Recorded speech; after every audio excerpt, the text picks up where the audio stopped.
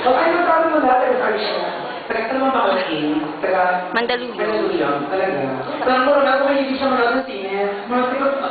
Hindi ka mo na siya talaga gabi. Okay, basta mga ano, okay din ha? Sabi mo. Nandito yung girlfriend niya. Kasi yung girlfriend, actually na, ay akin eh. Girlfriend ni. Hindi ka mag-girlfriend, di ba? Bakit okay na nagsisindihan ko yan? Hindi ka ba sa PS? Hindi pa.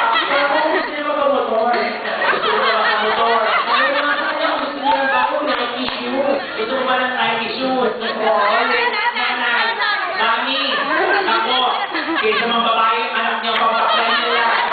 Ano na natin to?